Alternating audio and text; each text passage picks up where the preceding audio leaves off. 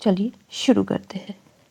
तो राष्ट्रपति भारत में ब्रिटेन की संसदीय प्रणाली को अपनाया गया है और इसके अंतर्गत क्या होता है, इसमें शासन सत्ता को दो भागों में विभाजित किया जाता है, एक नाम मात्र की और एक वास्तविक। तो जो नाम मात्र की होती है शासन सत्ता, उसका प्रमुख होता है राष्ट्रपति। सारे कार्य तो राष्ट्रपति के नाम पर ही किए जाते हैं, लेकिन राष्ट्रपति नाम मात्र का प्रमुख होता है। वास्तविक शक्तियां किसके पास होती है, तो जो वास्तविक शक्तियां हैं वो मंत्रिपरिषद के पास होती है, जिसका प्रमुख कौन होता है, प्रधानमंत्री। तो कार्य तो सारे प्रधानमंत्री ही करता है और उनकी सलाह पर ही किए जाते हैं, लेकिन होते राष्ट्रपति के नाम पर है, इसलिए नाम मात्र का प्रमुख राष्ट्रपति होता है।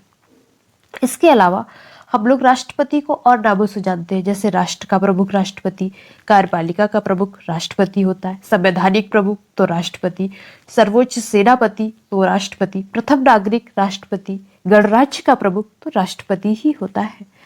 आइए अब राष्ट्रपति के जो अनुच्छेद है उन्हें हम ट्रिक से पढ़ेंगे।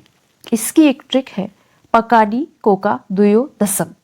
पकानी में पा से पद हो जाएगा, का से कार्यपालिका शक्ति, डी से निर्वाचन, को से कोटा, का से कार्यपाल, दुयो से दोबारा निर्वाचन, यो से योग्यता, दा से दशाएं, सा से शपथ और मा से महाभियोग। चलिए इसको पढ़ते हैं। तो पा से क्या है, इसमें पा से है अनुच्छेद 52 में पद, का से अनुच्छेद 53 में कार्यपालिका शक्ति राष्ट्रपति में निहित होती है, और डी से अनुच्छेद 54 में निर्वाचन, को अनुच्छेद 55 कोटा, का मतलब है अनुच्छेद 56 में कार्यकाल। आगे बात करें तो दू अनुच्छेद 57 में दू मतलब दोबारा पुनः निर्वाचन, यो अनुच्छेद 58 में योग्यता, दा से अनुच्छेद 59 में शर्तें या दशाएं, इसको दा से कहेंगे, और शा से अनुच्छेद 60 में शपथ, और मा से अनुच्छेद 61 में महाभियोग। तो इसे एक दो बार पढ़ेंगे तो याद हो जाएगा। ये बहुत ही आसान ट्रिक है, पकानी कोका दुयो दसम। आगे बात करें हम अनुच्छेद 52 की। तो अनुच्छेद 52 में ये कहा गया है कि भारत में एक राष्ट्रपति होगा। अगला अनुच्छेद अनुच्छेद 53, इसमें कहा गया है कि संघ की समस्त कार्यपालिका शक्ति राष्ट्रपति में निहित होगी, जिसका प्रयोग वह स्वयं या अधीनस्थों के माध्यम से करेगा। अधीनस्थों का क्या तात्पर्य है, वही अर्थ है कि मंत्रिपरिषद जिसका प्रमुख प्रधानमंत्री वह करेगा या वह स्वयं करेंगे। आगे अनुच्छेद 54। तो अनुच्छेद 54 में क्या है, इसमें है राष्ट्रपति का निर्वाचन। तो राष्ट्रपति का निर्वाचन कैसे होता है, ये अप्रत्यक्ष रूप से होता है। अप्रत्यक्ष रूप से निर्वाचक मंडल के माध्यम से होता है। तो राष्ट्रपति के निर्वाचक मंडल में कौन कौन होता है, तो इसमें लोकसभा के निर्वाचित सदस्य होते हैं, लोकसभा और राज्यसभा के निर्वाचित सदस्य होते हैं, राज्यों की विधानसभाओं के भी निर्वाचित सदस्य होते हैं, तथा केंद्र शासित प्रदेश दिल्ली, पुदुचेरी और जे.एंड.के यहाँ के भी विधानसभा के निर्वाचित सदस्य होते हैं। तो ये जो दिल्ली और पांडिचेरी के विधानसभाओं को 70वें संविधान संशोधन 1992 से निर्वाचक मंडल में शामिल किया गया है। और राष्ट्रपति के निर्वाचन में मनोनीत सदस्य तथा राज्य विधान परिषदों के सदस्य भाग नहीं लेते हैं, ये लोग इसमें शामिल नहीं होते हैं। और जो राष्ट्रपति के निर्वाचन के संबंध में निर्वाचक मंडल का प्रावधान है, उसे आयरलैंड से ग्रहण किया गया है। कहाँ से, आयरलैंड से। निर्वाचक मंडल का प्रावधान, निर्वाचक मंडल का प्रावधान जो है वो हमने आयरलैंड से। तो इसमें कौन कौन भाग ले रहा है, लोकसभा, राज्यसभा और विधानसभाओं के निर्वाचित सदस्य। इसमें मनोनीत सदस्य भाग नहीं लेते हैं। आगे देखते हैं अनुच्छेद 55 में। तो अनुच्छेद 55 में क्या है, अनुच्छेद 55 में कोटा या जिसे निर्वाचन की प्रक्रिया कहते हैं, ये अनुच्छेद 55 में है। तो ये राष्ट्रपति का निर्वाचन कैसे होता है, अनुपातिक प्रतिनिधित्व की एकल संक्रमणीय मत प्रणाली के द्वारा गुप्त मतदान से होता है। इसमें क्या होता है, उम्मीदवार को विजयी होने के लिए न्यूनतम कोटा की आवश्यकता होती है, जो वैध मतों का 50% +1 होता है। और इस पद्धति में मतदाता उम्मीदवार को केवल एक मत प्रदान किया जाता है, परंतु अन्य उम्मीदवारों के समक्ष भी वरीयता क्रम भरा जाता है। इसमें यह होता है कि सबको वोट दिया जाता है, से एक उम्मीदवार को दे दिया, उसके बाद भी वहां अगले को भी 2-3 ऐसे करके दिया जाता है कि ये हमें दूसरी नंबर पे पसंद है, तीसरे, सबको दिया जाता है वोट। यदि प्रथम मतगणना में किसी भी उम्मीदवार को न्यूनतम कोटा प्राप्त नहीं होता है तो दूसरी वरीयता के अनुसार मतों का अन्य उम्मीदवारों में स्थानांतरण किया जाता है, और यह प्रक्रिया तब तक चलती रहती है जब तक किसी भी उम्मीदवार को न्यूनतम कोटा प्राप्त नहीं हो जाता है। और यह पद्धति उपराष्ट्रपति, राज्यसभा के सदस्यों के चुनाव में, विधान परिषद के सदस्यों के चुनाव में भी अपनाई जाती है। तो ये पद्धति क्या होती है, आइए हम इसको समझते हैं। जैसे कि कुल वैध मत 100 है और उम्मीदवार 4 है, तो इसमें एक को 40 मिला है, एक को 30, एक को 50, एक को 12। तो किसी भी उम्मीदवारों को 50% +1 मतलब 51 वोट होना चाहिए, तो किसी को भी नहीं मिला है, तो ये जो 12 है इनको इनमें बांट दिया जाएगा।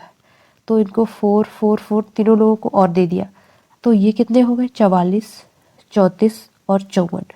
तो ये इनको प्राप्त हो गया 50 + 1, 51 से ज़्यादा हो गए, तो ये बन जाएगी। अगर इस बार भी ऐसा नहीं होता है तो फिर ये वाला मत है जो ये सब में बांट दिया जाएगा, फिर आगे, तो ऐसी प्रक्रिया ये चलती रहती है। ऐसे होता है राष्ट्रपति का निर्वाचन। नेक्स्ट देखते हैं, जो बीवी गिरी है, ये दूसरी वरीयता से चुने जाने वाले एकमात्र राष्ट्रपति हैं, और ये प्रथम कार्यवाहक राष्ट्रपति भी बने थे, प्रथम कार्यवाहक।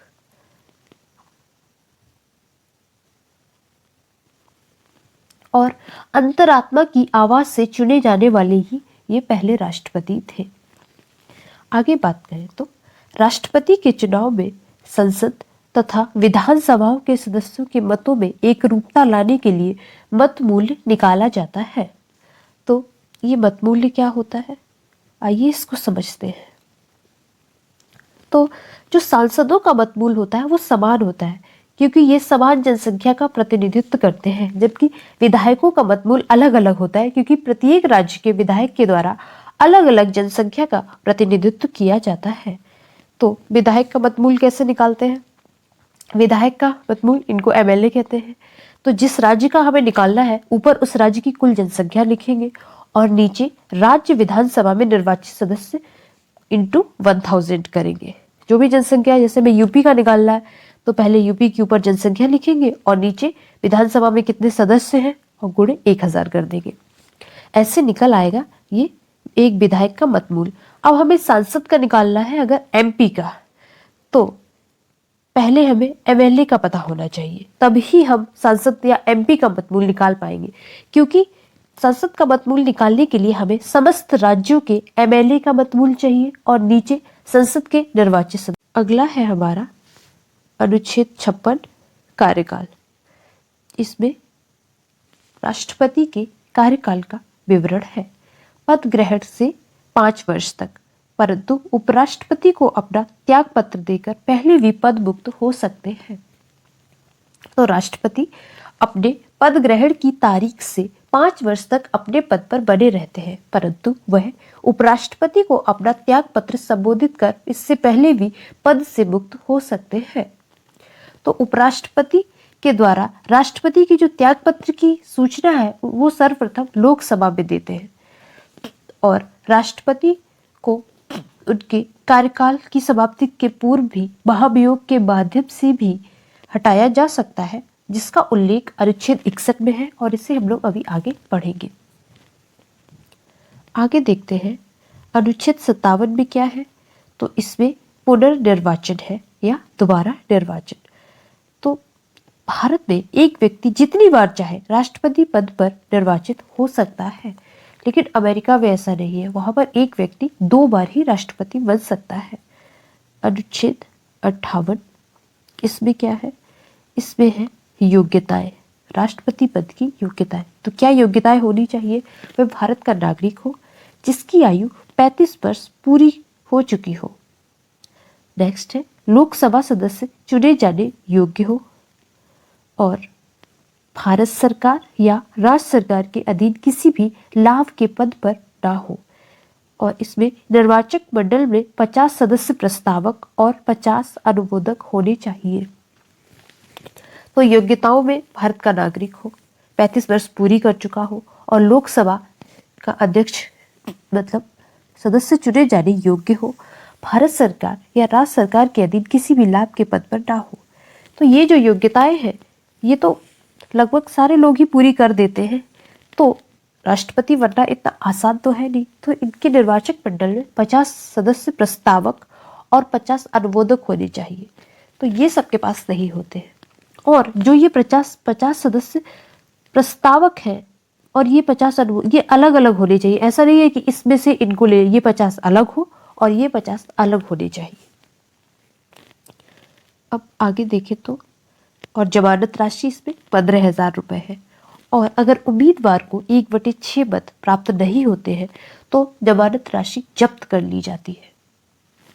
तो ऐसे होता है राष्ट्रपति का निर्वाचन। आगे देखते हैं अनुच्छेद 59। तो इसमें क्या है? इसमें है दशाएं या शर्तें। तो इसमें पहला है पागल व दिवालिया ना हो। तो ऐसा व्यक्ति राष्ट्रपति हो बनने योग्य होगा जो पागल या दिवालिया ना हो। दिवालिया का अर्थ ये है कि उन्होंने अपनी हैसियत से ज्यादा लोन या कर्जा ना लिया हो जिसे वो चुका ना सके। नेक्स्ट, संसद या विधान मंडल के सदस्य राष्ट्रपति के रूप में निर्वाचित नहीं होते हैं। यदि कोई संसद या विधान मंडल का सदस्य राष्ट्रपति के रूप में निर्वाचित हो जाता है तो पद ग्रहण की तारीख से उसे वहां से त्याग पत्र देना होता है। आगे, लाभ का पद धारण नहीं करेगा। तो लाभ का पद क्या है? तो राष्ट्रपति, उपराष्ट्रपति, राज्यपाल, संघ तथा राज्य के जो मंत्री हैं आदि लाभ के पद के दायरे में नहीं आते हैं। कार्यकाल के दौरान वेतन भत्तों सुविधाओं में कटौती नहीं की जाएगी। राष्ट्रपति के वेतन भत्तों और सुविधाओं में कोई कटौती नहीं की जाती है और राष्ट्रपति का वेतन 5 लाख रुपए होता है जो संचित निधि पर भारित होता है। आगे देखते हैं अनुच्छेद 60। इसमें क्या है? इसमें राष्ट्रपति जी की शपथ का उल्लेख है। तो इनको शपथ कौन दिलवाता है? उच्चतम न्यायालय के मुख्य न्यायाधीश के द्वारा राष्ट्रपति को संविधान तथा विधि के परिरक्षण संरक्षण की शपथ प्रदान की जाती है। और अगर उच्चतम न्यायालय के मुख्य न्यायाधीश उपस्थित नहीं है तो उनकी अनुपस्थिति में उच्चतम न्यायालय के वरिष्ठतम कोई न्यायाधीश हो तो वो भी उनको शपथ दिलवा देते हैं। आगे बात करें तो अनुच्छेद 61। इसमें क्या है? महाभियोग या पद से हटाने का उल्लेख अनुच्छेद 61 में किया गया है। तो ऐसा कब होगा? संविधान के अतिक्रमण के आधार पर और 14 दिन पूर्व सूचना दी जाती है राष्ट्रपति को और ये महाभियोग संसद के किसी भी सदन में प्रस्तावित किया जा सकता है। इसकी क्या प्रक्रिया होती है? महाभियोग लाने के लिए 1/4 सदस्यों की अनुमति आवश्यक होती है और पारित करने के लिए कुल का 2/3 बहुमत होता है। जैसे ये 2 सदन होते हैं, एक लोकसभा एक राज्यसभा संसद में। तो जब 1/4 सदस्य ये लिखकर दे देंगे कि हाँ हम लोग चाहते हैं कि राष्ट्रपति के प्रति महाभियोग आना चाहिए, तो 1/4 या इसको 25% कहेंगे, यहाँ से पारित हो जाता है। फिर ये जाता है राज्यसभा में, एक सदन में पारित होने के बाद तब राष्ट्रपति को सूचना दी जाती है 14 दिन पूर्व। फिर राष्ट्रपति यहाँ पर स्वयं या अपना कोई वकील या कोई भी भेजकर यहाँ पर अपना पक्ष रखते हैं। अपना पक्ष रखते हैं। फिर उनका पक्ष सुनने के बाद अगर यहाँ के 2/3 सदस्यों के द्वारा अगर महाभियोग पारित कर दिया जाता है तो राष्ट्रपति को पद से हटा दिया जाता है, और अगर 2/3 सदस्यों के द्वारा नहीं होता है तो राष्ट्रपति अपने पद पर बने रहते हैं। तो पहले एक सदन में होता है 1/4 से या 25% से, उसके बाद जब दूसरे सदन में जाता है तब राष्ट्रपति को ये सूचना 14 दिन पूर्व दे दी जाती है कि एक सदन से आपका पारित हो गया, आप दूसरे सदन में। फिर वो अपना पक्ष रखते हैं और उनका पक्ष सुनने के बाद भी अगर 2/3 बहुमत से उनका महाभियोग पारित हो जाता है तो राष्ट्रपति जी को पद से हटा दिया जाता है। ये है महाभियोग की प्रक्रिया, और ये महाभियोग है, अभी तक किसी भी भारतीय राष्ट्रपति के विरुद्ध महाभियोग का संकल्प पारित नहीं हुआ है। आगे देखते हैं। महाभियोग प्रक्रिया में लोकसभा राज्यसभा के निर्वाचित तथा मनोनीत दोनों भाग लेते हैं। हाँ, इसमें मनोनीत सदस्य भी भाग लेते हैं, और लोकसभा और राज्यसभा के निर्वाचित तथा मनोनीत। और महाभियोग एक अर्ध न्यायिक प्रक्रिया है जिसे न्यायालय में चुनौती नहीं दी जा सकती है, इसलिए इसको अर्ध न्यायिक प्रक्रिया कहते हैं। ओके फ्रेंड्स, तो ये तो था आज का टॉपिक। अब हम लोगों ने पिछली क्लास में जो पढ़ा था उसका रिवीजन करेंगे प्रश्नोत्तर के माध्यम से। हमारा पहला प्रश्न है, भारतीय संविधान के किस भाग में मौलिक कर्तव्यों का विवरण है? ऑप्शन है भाग 3, भाग 3 का, भाग 4, भाग 4 का। तो इसका सही उत्तर है भाग 4 का में मौलिक कर्तव्यों का विवरण है। भाग 4 का। अब देखते हैं भाग 3 में क्या है। तो भाग 3 में है मौलिक अधिकार। मौलिक अधिकार। और भाग 4 में क्या है? नीति निर्देशक तत्व, जिसे हम लोग डीपीएसपी कहते हैं। नेक्स्ट, भारतीय संविधान में मौलिक कर्तव्यों को किस देश से शामिल किया गया है? ऑप्शन है अमेरिका, ब्रिटेन, रूस, भारत।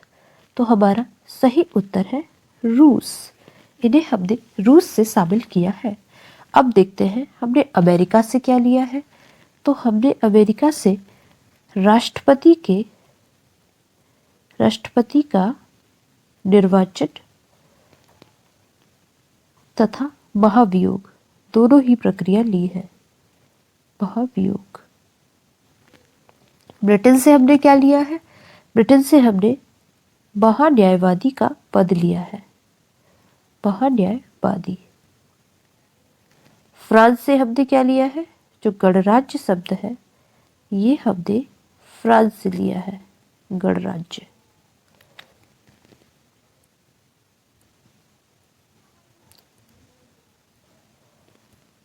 अगला क्वेश्चन देखते हैं हम। भारतीय संविधान में किस संशोधन में नागरिकों के कर्तव्य को सम्मिलित किया गया है? किस संशोधन से? ऑप्शन है 42, 44, 45, 43। तो सही उत्तर है 42वां संविधान संशोधन 1976 के माध्यम से हमने मौलिक कर्तव्यों को शामिल किया है। 1976 से। अब ये 44वां संविधान संशोधन 1978 से हमने संपत्ति के अधिकार को मूल अधिकार से हटाकर अनुच्छेद 300 का में कानूनी अधिकार बना दिया है। कानूनी अधिकार, संपत्ति के अधिकार को। नेक्स्ट, किस पूर्व प्रधानमंत्री जिनके प्रयासों से नागरिकों के कर्तव्य भारत के संविधान में समाविष्ट किए गए? ऑप्शन है पंडित नेहरू, लाल बहादुर शास्त्री, राजीव गांधी, इंदिरा गांधी। तो सही उत्तर है इंदिरा गांधी। उनके समय में ही मौलिक कर्तव्यों को शामिल किया गया था। नेक्स्ट, किस आयोग की संस्तुति पर मूल कर्तव्यों को संविधान में जोड़ा गया? ऑप्शन है स्वर्ण सिंह आयोग, सहकारिता आयोग, दिनेश गोस्वामी आयोग, इंद्रजीत गुप्त आयोग। तो सही उत्तर है स्वर्ण सिंह आयोग की सिफारिश पर मौलिक कर्तव्यों को संविधान में शामिल किया गया। नेक्स्ट है 11वें मौलिक कर्तव्य को किस संशोधन के द्वारा संविधान में शामिल किया गया?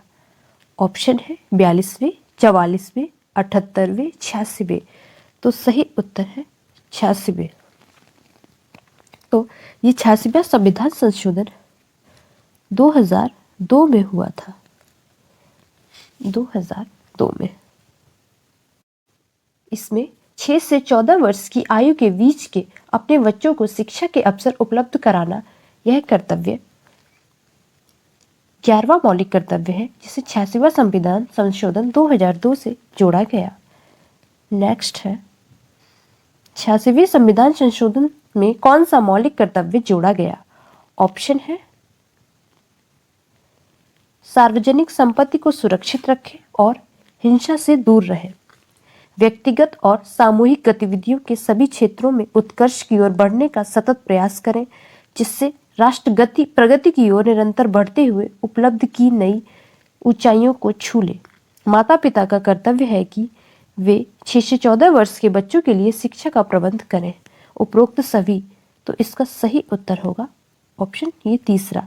माता पिता का कर्तव्य है कि वे 6 से 14 वर्ष के बच्चों के लिए शिक्षा का प्रबंध करें और ये सार्वजनिक संपत्ति की सुरक्षा करें और हिंसा से दूर रहें। तो ये कौन सा मौलिक कर्तव्य है? तो ये वाला हमारा मौलिक कर्तव्य है 9 नंबर का, ये 9वां मौलिक कर्तव्य है। और व्यक्तिगत और सामूहिक गतिविधियों के सभी क्षेत्रों में उत्कर्ष की ओर बढ़ने का सतत प्रयास करें, जिससे राष्ट्र प्रगति की ओर निरंतर बढ़ते हुए उपलब्धि की नई ऊंचाइयों को छू ले। ये हमारा 10वां मौलिक कर्तव्य है। नेक्स्ट देखते हैं भारत की प्रभुता, एकता और अखंडता की रक्षा करने और उसे अक्षुण्ण रखने के मूल कर्तव्य को किस स्थान पर रखा गया है? ऑप्शन है पहला, दूसरे, तीसरे और चौथे। तो इसका सही उत्तर है तीसरा। ये हमारा तीसरा मौलिक कर्तव्य है। अब पहला कौन सा है?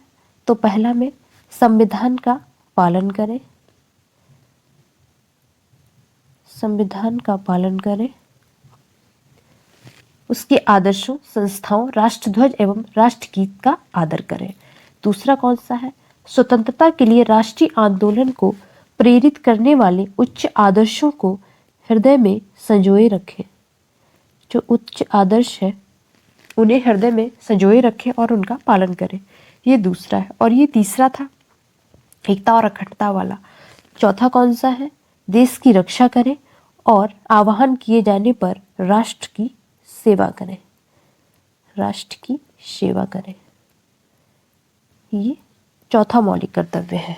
नेक्स्ट देखते हैं ऐसी प्रथाओं का त्याग करें जो स्त्रियों के सम्मान के विरुद्ध है का उल्लेख किस मूल कर्तव्य में किया गया है? ऑप्शन है 5वां, 6वां, 7वां, 8वां। तो इसका सही उत्तर है 5वां। ये उल्लेख 5वें में किया गया है। आगे बात करें तो 6 नंबर का कौन सा है? हमारी सामाजिक संस्कृति की गौरवशाली परंपरा का महत्व समझें और उसका परिरक्षण करें, परिरक्षण करें गौरवशाली परंपरा का। 7वां कौन सा है? ये प्राकृतिक पर्यावरण वाला है, प्राकृतिक पर्यावरण। इसके अंतर्गत वन, झील, नदी और वन्य जीव आते हैं, उनकी रक्षा करें और प्राणी मात्र के लिए दया भाव रखें। 8वां कौन सा है? ये वैज्ञानिक दृष्टिकोण वाला है, वैज्ञानिक दृष्टिकोण। वैज्ञानिक दृष्टिकोण से मानववाद और ज्ञानार्जन तथा सुधार की भावना का विकास करें। नेक्स्ट देखते हैं भारतीय संविधान के अंतर्गत निम्नलिखित में से कौन सा मूल कर्तव्य नहीं है? लोकसभा चुनाव में मतदान करना, वैज्ञानिक प्रवृत्ति विकसित करना, सार्वजनिक संपत्ति की सुरक्षा करना, संविधान के प्रति निष्ठावान रहना और उसके आदर्शों का सम्मान करना। तो इसका सही उत्तर है लोकसभा चुनाव में मतदान करना। ये हमारा मौलिक कर्तव्य नहीं है, बाकी के सारे मौलिक कर्तव्य हैं। नेक्स्ट, निम्नलिखित में से कौन भारतीय संविधान के अंतर्गत मौलिक कर्तव्य में सम्मिलित नहीं है? देश की रक्षा करना, राष्ट्र और राष्ट्र की सेवा करना, हमारी सामाजिक संस्कृति की गौरवशाली परंपरा का महत्व समझना और उसका परिरक्षण करना, ग्राम पंचायत के गठन में सहायता करना, सार्वजनिक संपत्ति को सुरक्षित रखना एवं हिंसा से दूर रखना। तो इसका सही उत्तर है ये ग्राम पंचायत वाला। ये वाला जो है ये हमारा मौलिक कर्तव्य नहीं है और ये सारे मौलिक कर्तव्य हैं। ओके फ्रेंड्स, अगर आपको हमारा प्रयास अच्छा लगे तो लाइक, शेयर और कमेंट ज़रूर करें।